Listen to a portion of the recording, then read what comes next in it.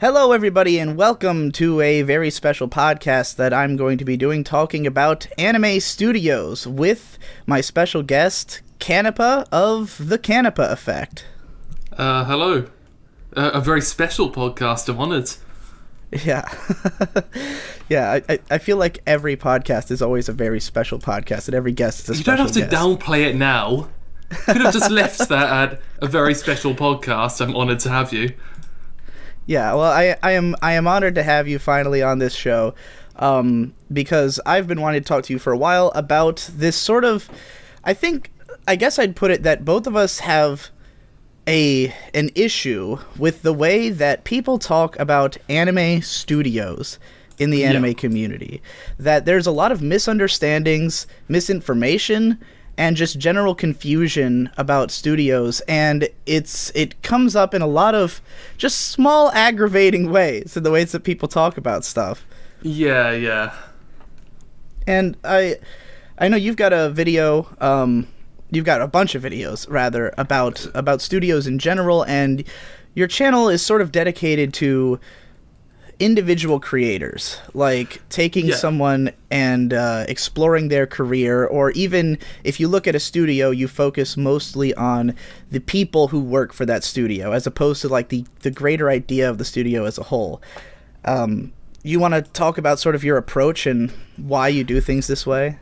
Yeah, the whole idea is that so many people, I think a lot of anime critique has come from video game critique, and talking about video game developers in when talking about games just kind of makes sense, because you have these very structured studios, they do most things in-house, and you kind of can get an idea of the sort of products, and they're probably a bit more open about things, whilst so many anime studios are a lot smaller than people think, and there's a lot of freelance creators, and the anime industry is very much run by human connections.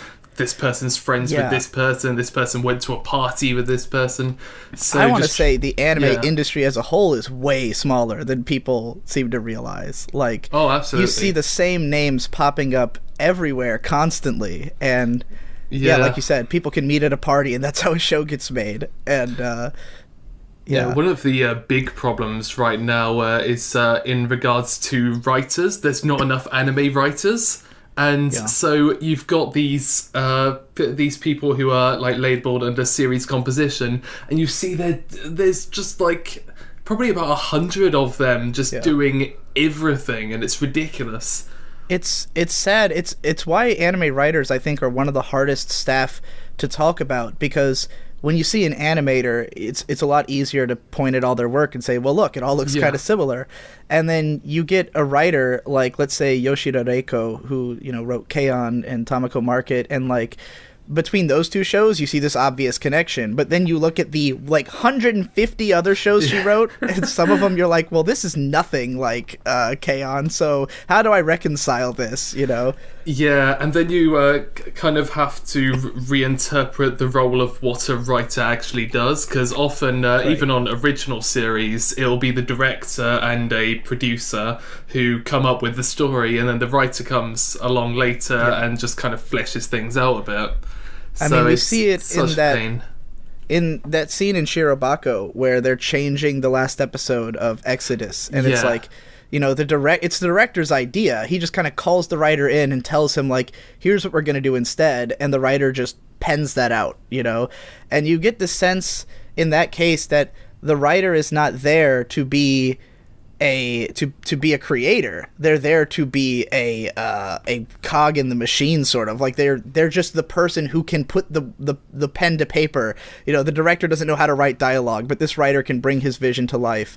I guess sort of like how in comics there's always like 4 credits. You've got the writer, illustrator, colorist, and sometimes you can read 2 comics that were drawn by the same guy, and the colors can be completely different because he didn't do that job, and I think that there's a lot of this in anime that's perhaps underexplored.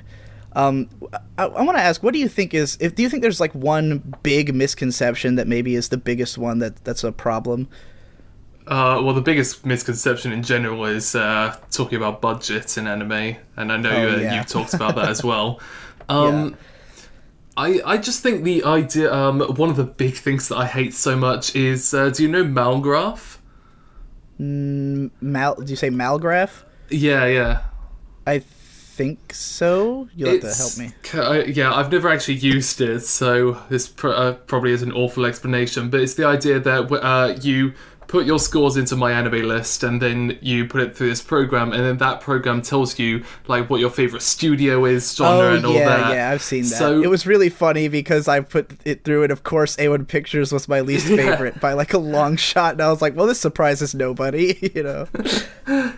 But that idea of equating a show directly with a single studio, and then kind of judging a studio based only on the stuff they've created, because there's a lot more nuances to it. There's some shows, I think it was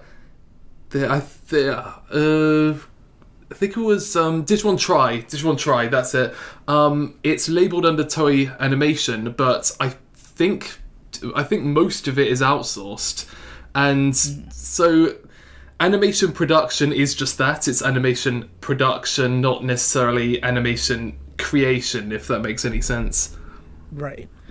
I mean, you can see definitely if you look at a show that suddenly seems like it is totally different from what you're used to from this studio, I wonder why. And then it's always like, maybe because the people who worked on it aren't those people, you know?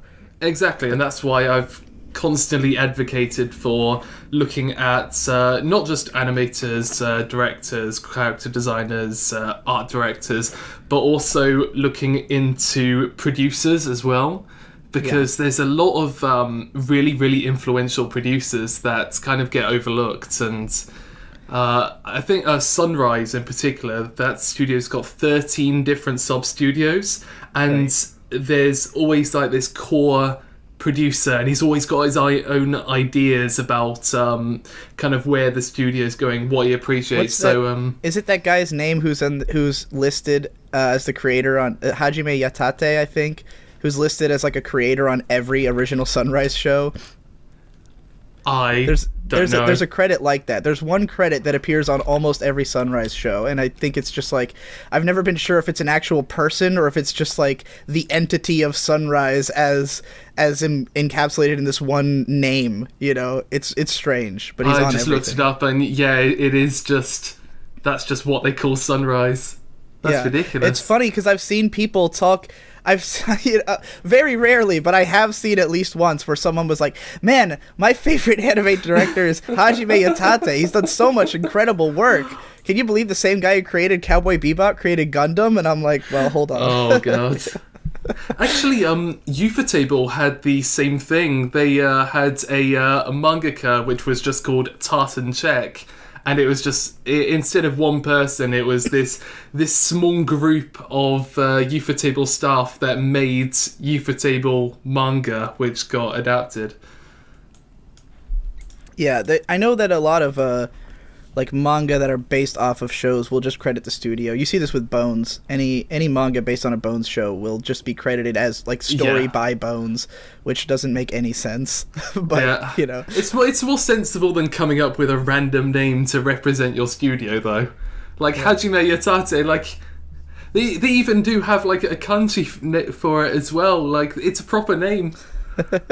It's funny because now I think about it, I did the same thing. I used to have I wanted to make a production studio called Modal Soul Productions, where the idea was that everyone could just be credited as Modal Soul, and it's just like an anonymous collective of one guy. Have fun getting people to agree to that. Yeah. Well, I thought I did it more as a way for people to hide themselves if they wanted to. You know, everybody could just use this pseudonym and nobody had to out themselves. This is earlier into the internet, before, you know, Google made you put your name on your profiles. Yeah. That's actually interesting. I've never actually met anyone. Okay, no, I've met a few people that specifically don't want to put themselves out there, but I've never heard of someone who wants to go under a group pseudonym and not want their work credited back to them. I've seen some stuff like that before, and it's interesting. I mean, I would never be that guy, like I would want everyone to know exactly what I did. But, we're all massive egomaniacs. It's YouTube. Yeah. That's what the website should have been called. Massive Egomaniacs, the website. But so in general, there's definitely this big misunderstanding about studios, but I'm also concerned about the pendulum swinging too far in the other direction. And this is where I think you and I have sort of butted heads online a bit, is that I'm concerned that if we only focus on individuals and their effects, then we can ignore the fact that the studio does have some influence. And I think that studios kind of have like a culture or a personality that comes through regardless of who's working on the show. And there's just moments where I observe like a trend going on where even though none of the staff are the same, the show feels alike, and it kind of. There's specific examples, and I made a video in 2015 which was badly titled and probably badly written, because the examples that I put into it were just awful, which was called Why the Anime Studio Doesn't Really Matter. And I thought everyone's going to read that title exactly how I read it, which is Why the Anime Studio Doesn't Really Matter. But my kind of stance on it now is anime studios matter, but in different ways and in different situations, depending on the size and the priorities of producers. But that's not exactly a trendy title. I think we can make a pretty clear distinction between like Kyoto Animation, which I think everyone understands to be like this tight-knit studio that does their like they do everything in-house. They even do their own backgrounds, right? I mean, they do backgrounds, they do their own digital compositing work. Everything is encapsulated in that kind of massive studio that's constantly growing, and it's got its own school where they train animators to like with their own animators. So everything's kind of this group psychology. And then on the far opposite end of the spectrum, we've got A1 Pictures, which is not even a studio, I guess. According to your video, they're sort of just a bunch of producers. Producers, production assistants. There's some in-between checkers. They actually have a CG department. I don't know if that's a recent development or not, but they do have their own CG team, which is kind of unique. But A1 Pictures is pulled together by A1 Pictures producers' contacts and Aniplex contacts. So one of the examples I've used before is Megumi Kono, who is animated all of Shelter, did a load of work on The Idolmaster, and with her you can kind of start to draw connections between a producer called Yosuke Toba, who is this I consider him one of the most important Aniplex producers, because he was the guy who walked up to Jun Maeda and walked up to Kenji Horikawa of PA Works' producer and basically just set up Angel Beats just because he wanted to see it. I know that's sort of... I don't remember which producer it was, and I know it's an Aniplex producer, could even be the same guy, that did the same thing with Madoka. Like, that show came into existence because the producer sort of put Urabuchi Gen and Shinbo together. I remember reading about this on Animapple Torre, a site that I don't think's alive anymore, but it was like a younger, I think, Korean guy who would like translate Japanese interviews and stuff into English. He was very big into Shaft and was like always talking about... Incidentally, he had written a bunch about Angel Beats as well as a huge failure that he deeply resented, but... Yeah. But yeah, Yes, go on. The producer you're talking about is Atsuhiro Iwakami. Yeah, from what I understand, he sort of... And I remember when I heard that, it was kind of a shocking realization to think, like, yeah, the producer probably, has a lot more to do with this stuff than people realize. Like... Yeah, absolutely. But also, it's... man... Have you been to a lot of? You've been to a lot of anime conventions, right? I know you went to Anime Expo last year. I went to Anime Expo. That's my only American one, but I've done a couple here in Australia. Have you sat in on a lot of industry panels? I went to 2 in Melbourne. So I'll tell you, nothing is more deeply frustrating than the Q&A at any industry panel. Yeah. Because you'll get something like for instance, in the Madoka case, that producer was at Otakon a couple years back when that show was coming out in the US. And they ran the first 3 episodes, and people are asking him things like, what does the witch language mean? Like, how'd you come up with that? And I'm like, that guy doesn't know that. Why would he know that? Like, he probably watched the guy that knew that, but like, he'd have to make a phone call to find it out. Yeah, exactly. And there's just so little understanding of what these, because the way they kind of present these guests at conventions, because it's difficult to explain what a producer does, they just kind of put a guy's name next to a show, and then everyone just wants to ask about the shows, you know, like they just want to ask whatever question they happen to have about Madoka, not so much what this particular guy could answer. Yeah. It's like, I think there's sort of an idea that anybody who touched the show knows everything about. I mean, we see the same thing even with voice actors who will get asked like writing questions, you know. It's and they're just having to like make up answers on the spot based on descriptions they've been given. Yeah, I think that producers at anime conventions are wholly underutilized. Like, I feel like there should be like kind of a preview, a precursor, just where someone comes up and explains exactly who this person is, and exactly what sorts of questions would be great. Because I sat in on some interviews for Sword Art Online Ordinal Scale. Tomohiko Ito was there, Shingo Adachi, and one of the producers. And consistently what would happen is like, there'd be an outlet that would come up, they'd ask some questions, and the person who was asked the least amount of questions was that producer, and that's someone who's been around the whole production. He's seen everything, seen how it's organized, and like, because I'm really, really interested in the business side of anime, and I know Miles from Crunchyroll shares that kind of enthusiasm, and it's just kind of annoying to see that people don't really do the research to be able to take advantage of their presence, because producers are amazing. Yeah, I mean, Kenji Horikawa, that's the PA Works producer, right? Yeah. I interviewed him at Anime Expo. President as well, right? Of PA Works. And he was at Otakon. They did, I imagine, a similar presentation of what they did at Anime Expo. They had their whole PA Works museum thing and everything, and I got the sign. But you guys got the art director. You got Kazuki Yoshiji there, which was great. He's hilarious and awesome, and he did a live demonstration of how he does his art, which was another. That's there's just so many layers on like when you understand how stuff in anime is made, it kind of changes the whole perspective on everything. Yeah, where that guy is an entirely digital artist, and so much of how he, like, most of what he does to make his backgrounds is templates. Like, he, like, not templates as in like a pre-drawn thing or something, but he has like all these certain brushes that will just be, let's say, a random splotch of green, and then he'll just like clone stamp that 100 times and then do that with 3 different colors, and then it starts to look like a tree eventually.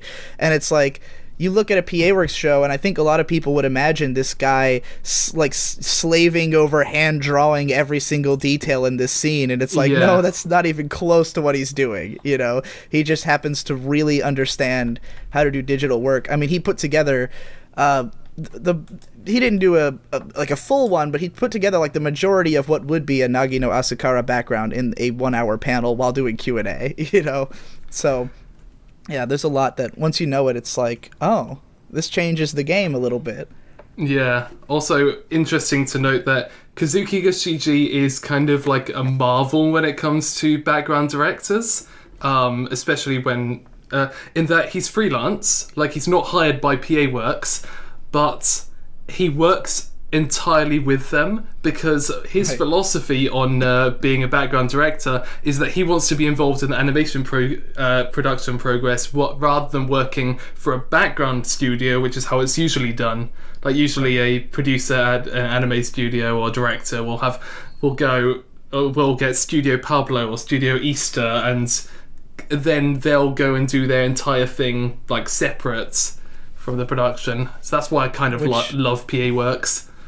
Can be unhealthy, because I don't know about you, but Studio Pablo backgrounds look great and all, but Owari no Seraph, it was pretty jarring that the backgrounds and characters looked like they were from different shows to me. Oh yeah, Studio Pablo does all of their stuff hand drawn as well, so you've got these amazingly detailed backgrounds that I don't want the front of the show. I just want those backgrounds on big posters. So does anybody know who Studio Pablo is? Like, I mean, they're such a consistent style. Is it like, how big is this background studio? Is it like 5 guys, or it's more than 5, but it's not many. It's 10, 20. I've been trying to make a video on them for a while, but I just need to sift through staff blogs, because the best sorts of studio websites are ones that have blogs. There's one guy on that studio who doesn't talk about his work at all. He just talks about how much he loves fish and all of his fishing trips that he takes. Oh, that's great. It's amazing. I'll be going through one, and it's like someone going, oh, flip flappers, here's the design, like here's how we painted this part, and then I just flip over to the next one, and it's just a guy fishing. Well, it's a social media account. Doesn't have to be about his job. Yeah, exactly. Maybe he's got a business Twitter somewhere that you could. That's there's got to be somewhere to find what he actually does all day, apart from his days off going fishing. So I feel like we're in this state of kind of constantly going deeper, and there's a lot of difficulty here because I'm going to kind of address this at you, because you were very hesitant to do this podcast with me because you wanted to do more research. And I think if we worry too much about that, we're just going to stop ourselves from saying anything. Yeah. Because I'm, like I just said about Studio Pablo, and I feel somewhat similar because, I've never addressed background studios in my videos because I don't know anything about them. So I'm afraid to even say anything. I feel confident talking about K-on's backgrounds or something because I know exactly how they were made. I've seen the original reference footage. I know Kyoto Animation does location shoots. I've seen videos of them walking around taking photos for disappearance and stuff. I know what they do. But then when it comes to Wit Studio or something where they're new and there's not a ton of information and everything they do is really different and strange, and I'm like, I don't want to even touch this, but then on some level, if I don't, who will? And how long are we going to wait before we have all the info? And I don't know, how long have you been online talking about anime? I'm curious. Anime in general since 2014. But I talked about industry since 2015. Because I got into anime blogging in 2007, and what I observed was it really was 2009 when even studios were really being addressed. There were definitely people who knew studios, and they'd come up in advertising. Everybody in the early 2000s, every magazine would talk about Gonzo. Because they were sort of pushing the envelope with CG and everything, which I guess because it looked fancy and new, it was kind of celebrated by a lot of the Western anime magazines as oh, this is the cutting edge. This is the best looking anime on TV right now, which was not always true. But they would advertise a lot of stuff as from the creators of Hellsing, from the people who brought you this. Yeah. But in anime discourse online, no one talked about creators at all unless it was Satoshi Kon or Hayao Miyazaki or some director who we all knew who had a very distinct style, Mamoru Oshii.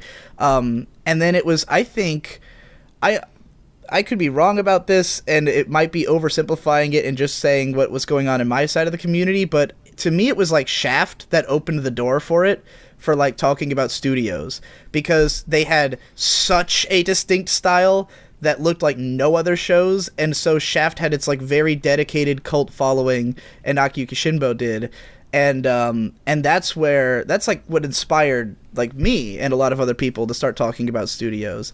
And it's just really funny to me to think that back in 2009 I was writing a series called yours is Studio Spotlight, as is Nino's. Mine was Studio Studies. I had a series called Studio Studies, which would basically be like, I had one, for instance, on UFO Table, before or right after Kara no Kyokai. And and for me, Studio Studies at the time meant, here's all the shows they made. Isn't that interesting? These shows were all made by the same guy. They all have kind of similar elements. That's cool. I didn't know the first thing about people who actually worked for UFO Table. I could not name a director. I still can't, which even then it'd be difficult to do that because a lot of the early shows would have multiple directors and you can't even tell what episodes they worked on because it's like unmarked.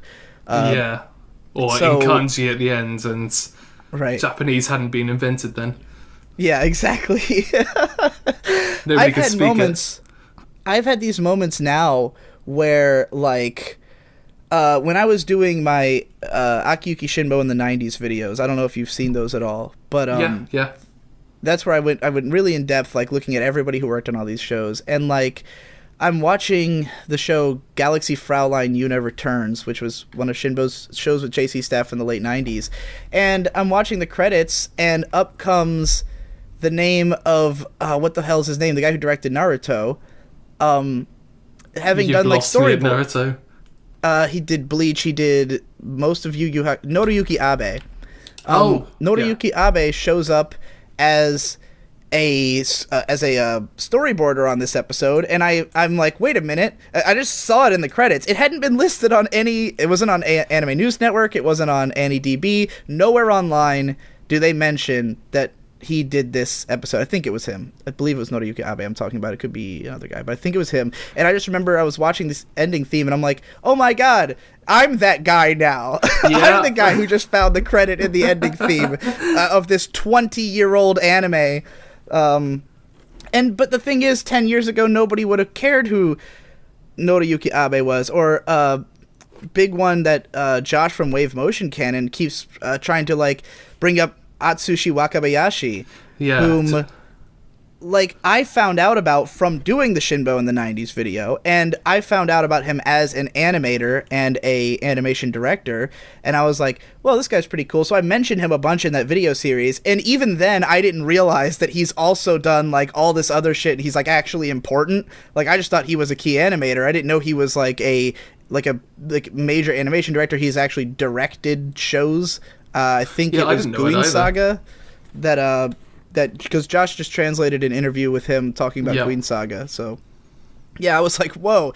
So it's like we're constantly going down this rabbit hole with this information, and I'm always worried that if we stop ourselves from talking about stuff, then like because we haven't done enough research, then it's like, even the stuff we have researched, we might find out we were wrong about all of it 5 years from now when we have more information. I have nightmares about that. Please don't say it. I can't embrace the idea of trying to always be right, because even my own opinions, I don't trust 6 months after I've had them. I do think there's something to always striving for as accurate as possible, and based on any evidence that you have. I do get nervous every time, because I do have animators who want to be in the industry, and animators that are in the industry following me. So the idea of waking up one morning and getting a big long post from some professional about all of the things I got wrong is just terrifying to me. So I mean, my advice would be, here's your response. Thanks, I'll fix it and put it up again. Like, you can't do that. You can't take down a video. And now they're taking away annotations, so I can't even do what I used to do, which is just put a box in the top left corner saying everything about this sentence is wrong. Yeah. Well, people on mobile never saw that sentence in the first place, which is why they're getting rid of annotations. Yeah. It's unfortunate. Yeah, YouTube needs to introduce some way to fucking fix that, to make it so you can fix it. I mean, you can actually delete segments from video. I don't know if you're aware of that. Yeah, but it kind of screws things up, and it's never clean. Yeah. Well, yeah, that's the difficulty of it, is you're always afraid that once it's in print, it's going to be there forever. But at the same time, the people spreading the misinformation, they are hitting print. So it's like, we gotta hit them back, because otherwise we're gonna be the losing tide here. Like, if everyone who has information is too afraid to, it's not a war. It can be a war, like this whole budget myth thing. Like, okay, that does feel like a battle at times. Yeah, because it so proliferates the culture. Like, as long as I've been into anime, I've heard the word budget. And I'm sure I used it a lot back in the day, because I did as well, yeah. And no reason to question it. And then one day you just find out that One Punch Man had a normal budget, and you go, well, hold on, everything I've been told is a lie, clearly. You know? Oh, I wrote interview questions for him when he went to Texas. So I addressed that specifically. I was like, you mentioned this, does it annoy you that people keep on thinking that? Just hoping that he would expand on his answer. And then he said, pretty much all anime has the same budget. And I kind of just had this moment where I was like, oh God, what do I do with this information now? I've got this I've got all of these quotes about budget, about how 3D is more expensive than 2D, which is, people often say, oh, it's 3D animation, oh, it's just cheap. And just so many things about how animation quality does not equate with budget. And I try to put it together, try to form arguments with it, and it goes nowhere, because people say, oh, well, that's mistranslation or something. This is what I think everyone is failing to understand, is that the budget is by and large given to them at the start of the production. Oh, yeah. And then they have to figure out what to do with it. And I think that's what everyone's misunderstanding, is that, like, they're imagining this idea where, like, they every week get a paycheck of budget, and then they have to spend that on each episode. And it's like, no, at the start of the production, they have to make a decision, like, what is important to us? If you make a show where, like for instance, I wouldn't be surprised. This is just going to be pure conjecture. I'm about to spitball some shit that could all be wrong. But this is just a random example of... Here's a random example of a possibility for consideration. Let's just... a thought experiment, if you will. None of what I'm about to say is factual. But, Do-Da-Da-Da is a show that was originally by Brainspace. One of the producers, the producer of the show, she went and formed a new studio to produce more Do-Da-Da-Da, and eventually 91 Days, and I think they did the new Natsume Yujin show as well. Yep. So they, what's it, Shuka, I think? They go off and Shuka. Make this new studio to make Do-Da-Da-Da. They're gonna make 3 fucking seasons of it, and everyone watches it, and the animation is kind of dog shit in a lot of the episodes. There's one episode that is, like, not animated at all. It's like a hideous slideshow. And I have to think, well, what costs a lot of money in Do-Da-Da-Da? You've got a gigantic cast of like 40 characters, and all of them have really big name seiyuu. Everyone in the show is like a famous celebrity voice actor. So how much of the budget goes to just hiring all those fucking voice actors onto this show? You know, I'm not sure that's the thing where I have to like step in and say that's not factually accurate. There is no evidence to support the idea that that's what happens. But no, there's not. But it's an interesting thought, right? Like, what if there's something that costs more, that they spent their money on instead of animation? You know, what if it's not that every dollar had to go, like, it's not like a dollar equivalent of your budget goes into a dollar of animation. If you've got a show where, you know, maybe you're going cheap on the backgrounds and therefore you can afford more character animation or something. Yeah, that's not how it works. Well, explain yourself. Okay, the issue with Dura specifically was that it was a new studio starting to establish itself, and they were given 3 cours. They got split cours so that they could catch up on things, but the show in general had production issues all the way through, and so they didn't have the time. And a lot of the time, my favorite example that I always bring up is Girls and Panzer. Am I thinking of Girls and Panzer? Yes, Studio Actus. It was an amazing, like, hugely selling show, like, sold loads for its year, except the studio itself lost money on it. And wow. that was because they got behind schedule, so they had to put money into the show just to be able to get episodes out. So the whole idea of as you said, like, budget is worked out by producers near the start of production, right. But I'm not sure if I can stand behind the idea that background, like, here's the background budget, they get $10,000, and all of these other guys will give the voice actors this much. It's not something. I mean, it's certainly the case in film productions. It is, but like, I don't know how much of this, like, because sometimes you watch an anime show where all the sound effects are stock, and I have to wonder if that was because they just said, well, we're not going to focus on sound design in this show. We're not going to go all out with that. Let's, put that money into something else. I mean, I don't know if we can make, again, this one correlation between money and quality, but I do have to wonder if, a show like One Punch Man, they went out of their way to put as much effort as they could into the animation. That was what they considered to be the most important thing on that show, clearly, Yeah. And I don't know how much of that is just that animators are doing favors, or that they just want to work on this show, fuck whatever else they were going to do, like, there could be so many different reasons for it. There's like, I just don't want people to talk about budget without knowing the story, I mean, I made up a story for the do-da-da-da thing, and I don't know what the real story is, and nobody does, and I wouldn't talk about that, I made it up as a case study, but I would never have said that in a video or something, Yeah.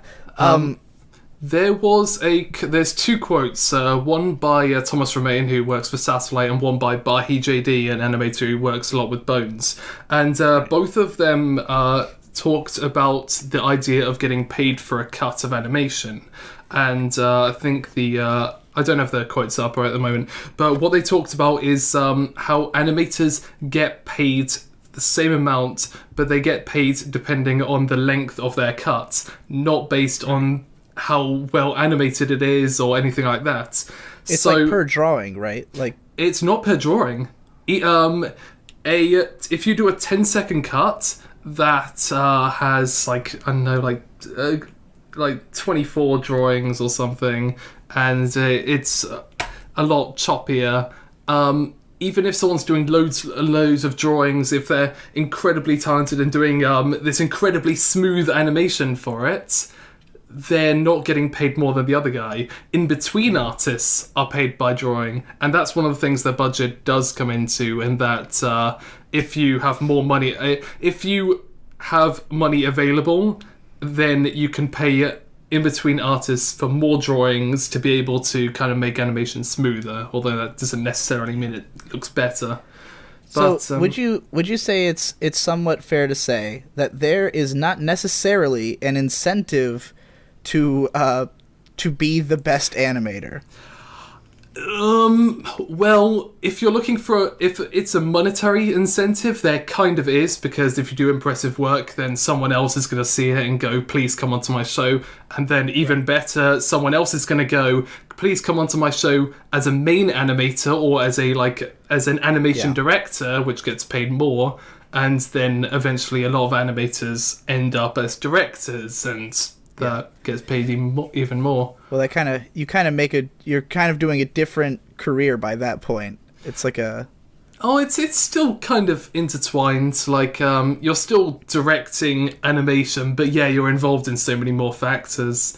Like, the reason I asked the question that way is simply because when I brought up this idea that budget doesn't matter towards why shows are well animated, that I said, what matters is the talent. It's who's on your show, how good are they at animating. And the response I'd gotten from a lot of people was, well, doesn't it stand to reason that they're gonna pay more for someone who's better. It would stand to reason, wouldn't it? Yeah, it would stand to reason, but it's not necessarily the case. And a lot of it, again, like you said, again, we have to remind people how small this industry is, and how, like, if you've got, name an animator. Sejun Kim. If you've got Sejun Kim working on, what's the last show that Sejun Kim worked on? Sword Art Online Ordinal Scale. So if you've got Sejun Kim drawing animations for Sword Art Online Ordinal Scale, that means that it's a he, right? Yeah. Okay, that means that he is not working on the current Sunrise show, because he's doing work somewhere else, and there's only one of him. And there's not just an inexhaustible supply of amazing animators. If one of them's working at one place, they're not working at another place. And I think that when we get a show like One Punch Man, where they've gone out of their way to collect all these incredible animators, and then people say, like, well, it's because they had more money. And it's like, well, it's more like because they just collected all the best guys. They've got them all. They're all here. And, Shingo Natsume is the director of One Punch Man and Aka, which I think is about to finish. He's worked at Gainax before, and probably one of his most notable positions is as the director of Space Dandy. And he seems to make an effort to, like, kind of get everyone's numbers, like, really connect with people and build up his resume of contacts, to the point that in One Punch Man you could totally draw connections between the people, and you could say, oh, okay, Shingo Natsume works with this guy heavily on this show, and that's why he's there. Oh, and that person knows this person, and that person's this person's like best friend, and it's this weird nebula of things, and it's impossible to totally describe, because you can't know unless you interview every single person, but you can kind of build impressions based on what people have said and how things seem to work. See, the funny thing about all this is that for a lot of people now, I feel like there's becoming a instead of the cult of the studio that we kind of developed in the late 2000s, early 2010s, where people became fans of studios. There was studio wars. I remember there was a period where, for whatever reason, there was a definitive war between fans of Kyoto Animation and Sunrise. What? Like on 4chan, there was like this very clear divide where, like, Sunrise fans really violently hated Kyoto Animation fans because they saw it that as Kyoto Animation was leading the tide of Moe, and it was their fault. It was like, because of Haruhi and Lucky Star, it was all their fault that Moe was happening, and that they were taking all the, because, you know, Kyoto Animation obviously was putting more effort into their Moe shows than anybody else was at the time. This was before we had lots of high quality Moe shows, so it was like seen as they're sort of taking all the quality away from away from all the mecha shows that people used to love, all the action shows, and they're putting it all into Moe, and that's the big battle that was going on. One term I do want to contest is the use of the word effort, just because obviously the anime industry pays shit and is just generally a terrible place to work in. So everyone that works in that industry is nuts. So I know you didn't mean it in the way that like these are the people that put loads of effort in and these are the people that don't put effort in.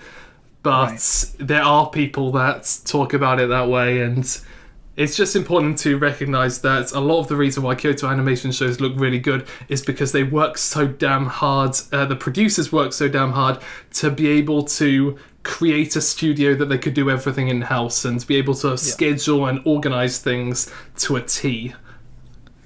Yeah, it's kind of funny, like if I talked about, like, Girlish Number as a, because when we talk about studio stuff, I always just have Shirobako scenes running through my head the whole time. Like, we're basically describing what happened in that episode. But in Girlish Number, that show's about them making a really terrible anime. And the funny thing about it is that the actual anime studio works themselves to the bones on that shitty anime. Like, they put in all the effort in the world. It still came out like garbage just because it was so badly planned and so badly produced, you know? And I think that's something that can very well happen. Not every time that a show looks like garbage means that that someone didn't bust their ass on it. It just means that somewhere along the line, somebody didn't. Yeah, something happened, like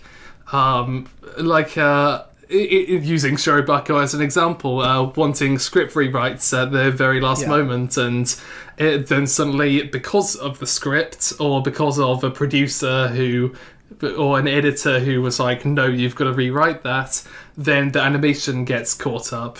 Like, episode 12 in the show Shirobako, the show that was being produced in Shirobako, that shouldn't have looked good. Yeah. Well, they just happened to have what's his name on staff? The really old guy, and the scene that I was trying to think of the name of the actual animator. Oh, Toshiyuki Inoue. Yeah, they had nobody Inoue gets Toshiyuki Inoue. That's the rules of him, that you can't get him unless your PA works. Yeah. So he just happened to work in their studio and just was doing outsource work for other people. Yeah. Yeah, and that's another funny thing that I have to wonder about is, like, if we started looking at more of the outsource work and stuff like that, man, like, because I remember, I think Vanishing Trooper Incident, I think it was him who did a post once about, like, Kyoto Animation's work on Inuyasha. Like, before KyoAni was doing their own shows, they were doing, like, contract work for Sunrise and stuff, and there's like a few episodes of Inuyasha that, like, they were the main, I don't know if they were the main animators. I'd have to reread the article. It's been a long time. But, like, it's really fascinating to think that you could see a studio's mark on a totally different studio's show. And it again creates this image. Like, I mean, every time you watch, I'm sure people have had this experience of you're watching an anime and the credits start rolling and suddenly you notice the names of 7 other studios that you recognize in your credits. And you're like, well, wait, what the hell were they doing? You know? Yeah. A lot of the time it's in between work and stuff and like second key animation, but it's just amusing to me that that there was those sorts of, like, studio wars, this studio versus this studio, when the reality of the industry is just everyone seems to work together, get along, call each other up. How are you going, mate? You've got this stuff like A1 and Ordette and Trigger all kind of, like, coalescing on shows where, like, you know, Black Rock Shooter has Trigger just, like, doing the action scenes entirely. Do you mean something like again? That? You said A1. I mean, A1 has also, like, has a lot of carryover of people from those. Like, A1 and Ordette collaborated on the Welcome to the Space show, and then that Dokyusei film where the director is just, like, a straight-up Gainax and Trigger alumni who, for whatever reason, her directorial debut's at A1 Pictures. And it's like, well, clearly there must have been some kind of, like... I mean, a lot of those Trigger shows and Gainax shows were produced by Aniplex, so that's probably a connection, you know? Oh, yeah. It was kind of this thing where, I think it was 2011, where kind of... I still don't know exactly... Because people give answers like, oh, we just wanted to go and make our own work, but that doesn't explain why not only did Trigger leave, but a load of other people left and got picked up on A1 Pictures shows. So there's something that happened at Gainax around 2010, 2011, and nobody knows what it is. Yeah. It's probably money. It's a really funny thing, too. And I want to talk about this because, in a way, all of these revelations about the differences between studios and stuff, and, like, you know, I see a lot of... Like, I follow you and Kevin, I don't know how you're supposed to say his name, on Twitter, who talks a lot about... Yeah, Kevin, who talks a lot about individual creators and stuff. And I've noticed there's a lot of fandom springing up around that, especially when it comes to A1, because of the fact that A1 has so little of an identity as a studio that it's more... I feel like the fun of it is more seeing what random people manage to turn up there. Like... People get excited for that, but for me, it's actually made me an even bigger fan of the studios that do have a consistent voice, because it's so interesting to think that, like, Trigger and Gainax before them have always had this very specific kind of show that they've made, that like even the ones that aren't like necessarily similar, you can still tell. Like you watch anything by then, you're like, yeah, this is Gainax. Like you just suddenly see those cuts that you're like, oh, well, only Gainax would have a cut like this or something. And it's like, it's fascinating to think that they're doing this in almost what feels like a vacuum, except for when they show up randomly on A1 Pictures or Odette Show or something. And so much of that, I think, is just due to the fact that Gainax did kind of come out of a vacuum, where like every other studio comes from an old studio, and Gainax just appeared in the 80s, you know? They just formed out of a college. And then, you know, you've got, like, Gonzo came out of them and Trigger and stuff like that. But yeah, like, and then David Production came out of Gonzo, and it's, a big network. And so on and so forth. So, yeah, and I mean, there's those charts that people have of, like, how all the studios came from all the other ones. And they're fascinating to look at, and it's really funny to just see Gainax over there by itself in its own little world with its own little tree.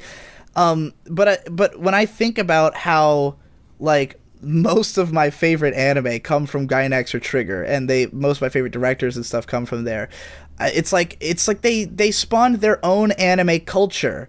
Like you've got this other existing anime culture where new people kind of come in and are put into this machine that's been operating for decades, and they're becoming a part of this flow where the people running the studios are all influenced by whatever studio they came from. And then you got Gainax, who wasn't influenced by anybody except for whatever the hell they were watching on TV. Except a lot of the people that are working at Trigger now and working at and worked at Gainax were people who watched FLCL is a really big one. Like so many animator interviews, they say, "Oh, I'm inspired by FLCL, Evangelion, and all that." So a lot of those people specifically joined Gainax because they wanted to replicate that style. Yeah. So yeah, it's and I love it. I love that happens, because I'm like, that would be me if I was an animator. I'd be the guy who was like, "Oh, I'm not going anywhere but Gainax." You know, like why would I work for any of these other studios? But I have to wonder if we had more studios doing it that way, would we have a bunch of these little micro cultures? You know, like kind of happening already. There's become more and more pushes to make new studios, to kind of when you're a part of a big studio, then a small group of people go, let's go and make our own thing, because they want to have their more creative control, want to have their own advocacy to create what they value. So that's happening more and more. I had asked that Do-Da-Da-Da producer, she was at Otakon, and I had asked her, like, you know, why this big split happened, and she kind of phrased it as like it was inevitable. Like, you know, when a producer grows big enough, they just decide they want their own studio. That's the way of life, you know. I heard the exact same thing from Kenji Horikawa. He said that when he was initially joining the anime industry, he made an agreement that after a certain amount of time, then he would go back to, like, I think it's his wife's hometown or something, and make a studio there. So much of this is already in producers' heads. There's many studios that are yet to be made that producers are already thinking about. Inevitable. Yeah. It's an interesting thought, and it just shows again how much producers matter and how much it's not getting talked about. But it's also because we don't have enough damn information. Yeah. Like, God, it's so hard, especially as an English speaking person who doesn't speak Japanese, or more importantly, doesn't read Japanese. It's very difficult to get info, and then even when you do, it can feel so, like, I feel like people in the industry kind of have an expectation that you just know, like that you know more than you do. Yeah. Like oftentimes when producers talk about stuff, they'll throw out all these technical terms that they don't explain, and you're just kind of left like, what does that mean? I'm sorry, I didn't understand, you know? Yeah. I think Sakuga Blog does a good job of that by having, like, loads of hoverovers over any, like, technical term, just so you can read a small description on what series composition or background director actually means. I've been terrified of the day that we all decide that we're gonna start saying, like, Genga instead of animation because it's not specific enough. Yeah. And, like, because it's definitely a trip, and I doubt that anybody outside the Sakuga community realizes like what an animator is actually drawing. Like when you see what the animator did, and it's like with before the color and before the in-betweens and everything, and you're like, this doesn't look anything like the finished product in a way. There's so many more factors that I think I've made the fault of focusing too much on specifically animators when you've got compositors, you've got colorists, and you've got all these other people that lead to a final product.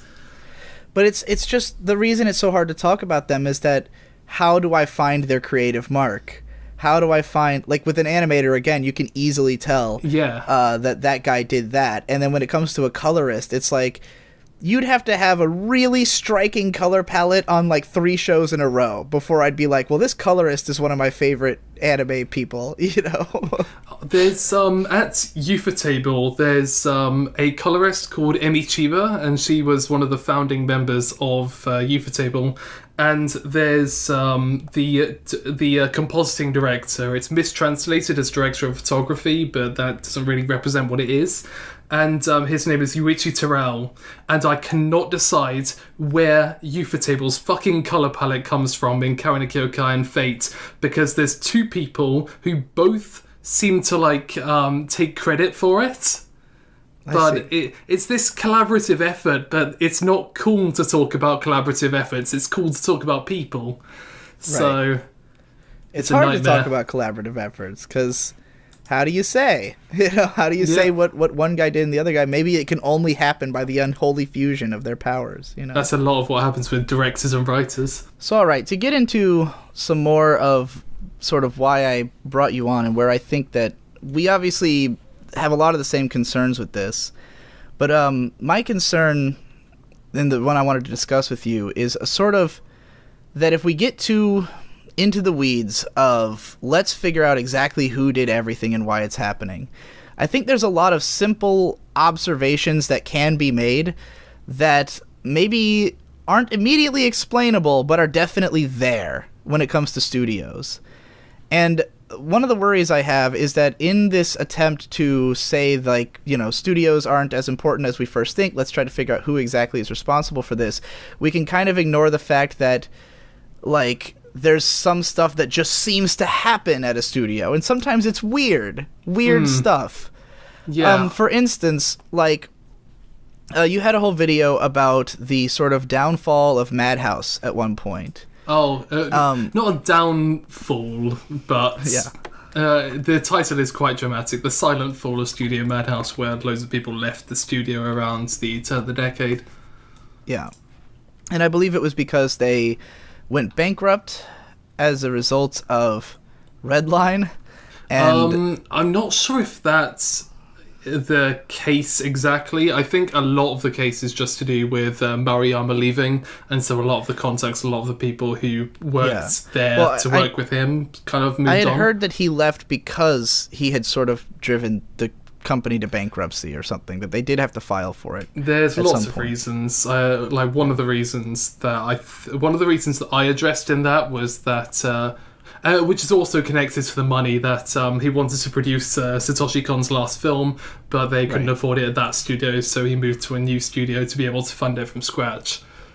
And unfortunately, he's basically given up at this point. I don't think he's given up, because everything that I've heard like recently up to about last year is that they're still trying, and it's kind of just sad. The last time I saw him, because he comes to Otakon every year, and I always go to see his panels, and the last time I saw him, he said, which I think was 2 years ago at Otakon, he said that, like, they just couldn't find a director who could do it. Like, they wanted to finish it, but there was just no director who could fill Satoshi Kon's shoes, and so, like, he's not sure if such a person exists, and that's why they haven't been able to continue on it. Yeah, I have to believe that they're going to find someone they can trust with his work, but I don't want to give up on it, because I think that film will genuinely be amazing if it gets made. Hopefully within Maruyama's lifetime. Yeah. but so Maruyama left Madhouse and he went to form Mappa, and when you look at Mappa, you very much see the spirit of old Madhouse in it. It's like they're doing whatever the hell they want, it seems like. Yeah. But then, like, and you can look at Madhouse and say, like, well, now they've got, like, Irregular Magic High School and Magic Awards and all this shit, and be like, well, this is not the Madhouse I remember. But then sometimes they do make the Madhouse I remember. Like, they make Parasite. That was them, right? Yeah. Yeah. Parasite the Maxim, and it's like, well, this is, like, totally a Madhouse show, you know? And it's got, like, not just aesthetically or in the fact that it's a 90s manga adaptation, but even just the opening theme being by Fear and Loathing in Las Vegas, which is like, Madhouse has always had this way of using all these, like, metal bands. They've always had, like, Galnerius and Fear and Loathing and other bands like that in their OPs and EDs. It's such an odd Madhouse thing that it seems to have nothing to do with the directors. It might be a producer. Maybe there's one producer at Madhouse who loves metal and he's done all these shows. I haven't looked into it enough, but, like, when I look at it, all I can think is, this is a Madhouse thing.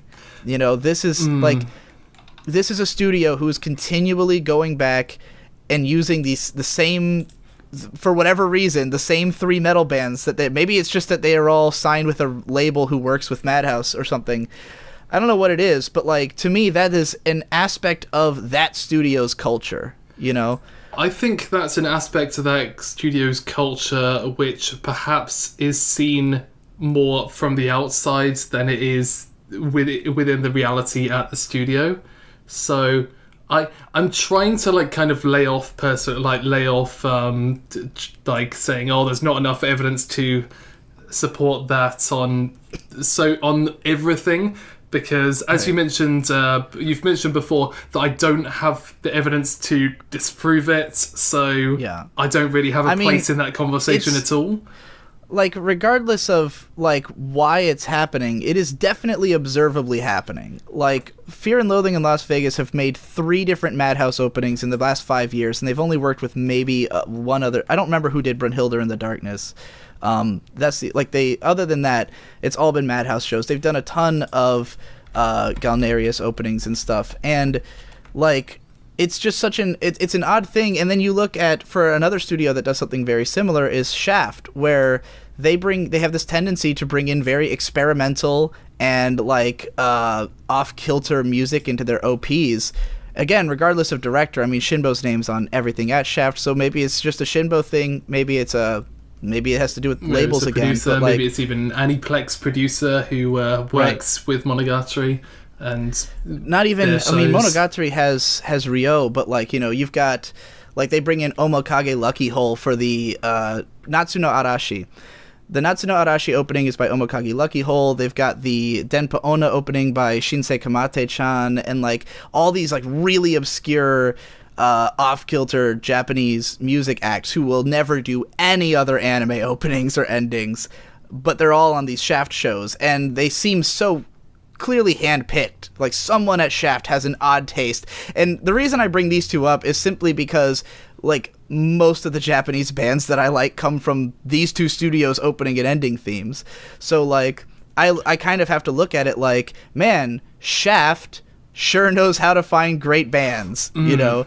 But I actually think it's the opposite way around. I think it's kind of like a circular thing in that a musician will work with a studio's show, and a producer will specifically set out a studio identity based on this person, and then later along the line, they'll be organized back together again because there was a previous success. Yeah, so that definitely, like, when I look at, like, Lisa and A1 Pictures, it seems like because Sword Art Online is such a success, it's like, how could we not keep bringing back Lisa, you know, or something like that. Yeah, it's weird because it's not necessarily a studio identity, but it's a studio perception that is somehow forming an identity, and it's not consistent, it's not reliable, but it is a weird thing that it's... Yeah. Like, I do want to find more evidence based on it, and that's why I want people to interview producers, because I need answers. And that's the thing is like what I'm just afraid of creating a scenario where if we are so concerned about having the answers, then I'm scared that no one's going to ask the question of like, okay, that's fine and all, but why the hell do they keep bringing back Fear and Loathing in Las Vegas on every Madhouse show? Like, there must be a reason somewhere, and I don't know what it is, but it's like... Yeah, I think we need to focus on questions, rather, because I think with a YouTube video, or an article or whatever, people expect to have an answer at the end, have like a point to it, but I feel like just introducing questions and introducing things to think about can be effective, and the sort of framework that those decisions might be made in.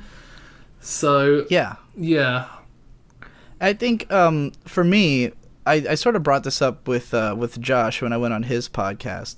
Something that bothers me about the way that people talk about studios and individuals and people working on them is that I think I feel like, how do I put this? Like, we get a question, and everyone kind of focuses on that, right? Everyone focuses on this one question and getting the answer to that question. Or like, let's say we find an animator or like one guy we like, and we're just following their whole career and trying to get all the answers about them, because we found an avenue.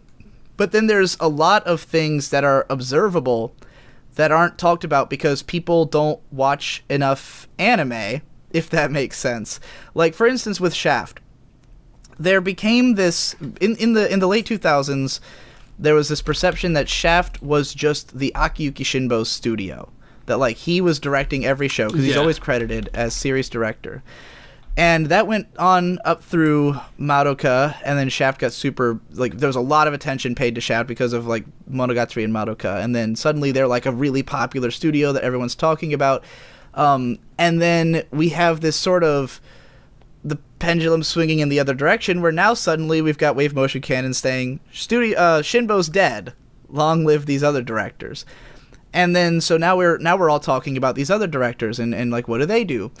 And then I sit here and I say, well... Not all of us are talking about it. There's still a heavy perception that Shinbo is the only director, just not within our circles. That's the thing, is that both of these extremes are a problem. Because on the one extreme, there's people who just think Shinbo does everything, and that's obviously wrong.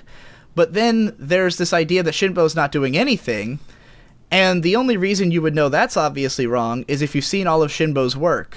Because there's so much of what's happening at Shaft that is still definitively Shinboisms. Like stuff that he's been doing since the early 90s, you know? And it's hard to say how much of that is just that... You know, Tatsuya Oishi's worked with Shinbo his whole fucking career, and like, or the whole last half of his career, at least, ever since he became an episode director and storyboarder. Is he just copying Shinbo, or is it that they work together? You know, like who's doing what here? Well, okay, it's kind of this thing, and it's nuanced. So obviously, it's hard to make it a popular idea, but Shinbo is kind of I call him the studio director, in that he takes a lot of supervisory roles. So he doesn't draw, like, I don't think he's drawn a storyboard in years, but... Well, that's the thing. A lot of people might think that, but with Shinbo, that's a complicated thing because he often storyboards under pseudonyms. Because Shinbo has said that he does not like to see his name twice in the credits. So there's been a bunch of storyboards that he's done that have been identified under pseudonyms for stuff like Hidamari Sketch and other shows like that. And then sometimes when you're sitting around on Anime News Network or something, clicking around on storyboarders on Shaft shows, some of them have one credit ever, and I have to sit there and go, is that even a real person? Or is that just Shinbo? Yeah. But then it might not be Shinbo. It might be another somebody else under a pseudonym. Who knows? It might be Shin Onuma sneaking back into the studio. Yeah, who knows? Like, at some point, you just have to give up and say it's Shaft. You know, like, it's just Shaft. It's just them. You know, like we can't, until we've identified all of it, which is why I want to do this project where I sort of go through all the Shaft shows and comb through everybody to try to get as close as I can to the heart of this, because the only real way to solve this is either they tell us outright, or someone watches all of it and like compares notes on every single little thing, and like and even then you can't get every answer, because you get stuff like in one of Josh's interviews with Shinbo where he says he says they ask him what's the deal with the wash buckets falling on characters' heads, and he said like, well, we were in a production meeting and someone said, wouldn't this be a part where a wash bucket would fall on their head? And he's like, yeah, that's a good idea. And now it's like a running gag through the whole show and also every Shaft show since, or something. You know, it's like, well, it just springs from the ether of 10 guys in a room coming up with ideas, you know? Yeah. And finding roots for every idea and every style is difficult to do. Like, I think there's this, I've said this before, that like the weirdest perception of Shinbo is that he's an auteur director, and I think he's the exact opposite. He's someone who lets everyone put all their ideas into the show, and that's why, like, the shows aren't weird because he's weird. The shows are weird because everyone there is weird, and he's letting them do whatever they want. And so every random thought gets put in. Because you look at his shows from the 90s, and most of what goes on in a Shaft show is not in Shinbo's older work. And yet, all the stuff that is in his older work is in there still anyways. So it's like, this is not auteurism. This is open season, you know? Yeah. Although it's difficult to... Because pretty much any interview, if you ask about collaborative environment, everyone goes, everyone puts in something into the show while we're very open with our staff, but right. It's hard to be able to say, okay, how much are you really asking your staff? Or are you just saying that and then forcing them to do storyboards that are under your control or whatever? I mean, I think auteurism would be difficult in anime at all unless you're Hayao Miyazaki and you're like literally correcting everyone's work, you know? To the point that nobody likes him. Yeah, like how can you even control everything on a show when you've got so many people working on it, doing so many different jobs, you know? It's like the only times you can really get auteurism, I don't think you can get it in like a whole show. You can get it in like an ED where like one guy storyboarded and animated it, you know, somehow. I don't know how the fuck these inhuman people who work in the anime industry do these one-man shows. It's ridiculous.